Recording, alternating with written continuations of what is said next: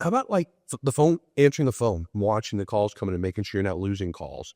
I mean, did much change when you guys kind of took over, or were you answering the phone calls pretty well, dispatching pretty well, or has that evolved too? That has evolved. Okay. Yeah. I actually can speak well for that because I was hired in as a customer care representative. So that was my first, like, that's your job. Yeah. And so our greeting was really great. I mean, we had great people who wanted to serve our customers. And I think you always need that at the heart of whoever is in your call center, whoever's in your company. There wasn't a structure to the way that we scheduled them. It was chaotic. It was chaotic for us in the office. For the customer, I'm sure they felt the chaos a little bit too. And I think it was chaotic for the technicians too, because it'd be like, I already ran 5 calls today and you're going to put another one on my board. But we really have narrowed it down to, you say this every single time. And when they call in, we reassure them that we can fix their problem. We empathize with them. We get their information first. And then we go through the problem and we book them. And now we have set standards of you need to book at least 85% or above. Good. For whoever is calling. And we also don't allow the excuses either I always say, if you don't book this job, it's not the customer. Right. It's because you didn't build the value. Right. Leading up to it.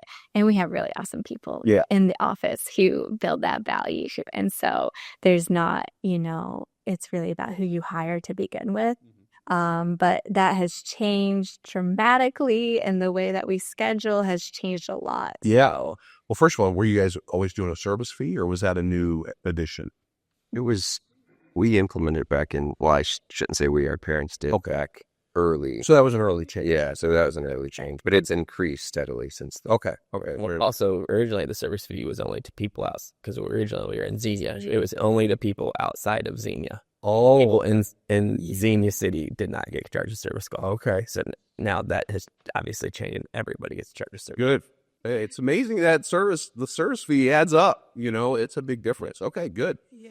So now the Plumbers techs, are they running what, 3 calls a day, or what's pretty average, or 4? Our standard for scheduling is 3 calls. Okay, good. Yeah. Except for our drain truck. Our drain truck standard is 4 calls a day. Okay.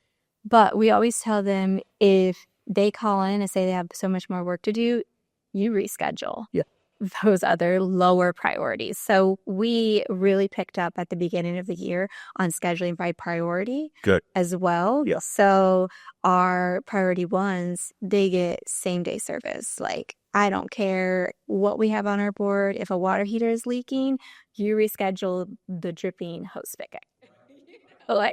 You push them out. So that was the standard that we've really implemented. And so a lot of them will run 1 job or 2 jobs a day. Yeah. Yeah. Who manages the dispatching? Do one of you kind of keep an eye on it and go, hey, we need or do you have a good dispatcher that understands everyone's strong suits, what jobs they're best at, and, understands the priorities? Or so who manages that?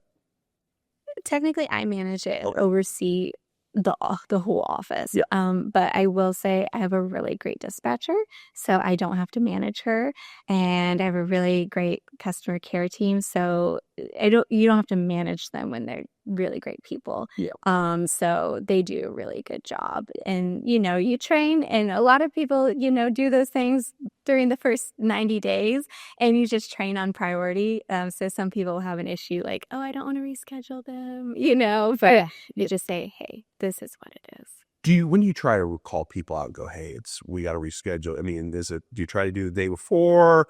I mean, a lot of times, does it happen the same day and people are understanding?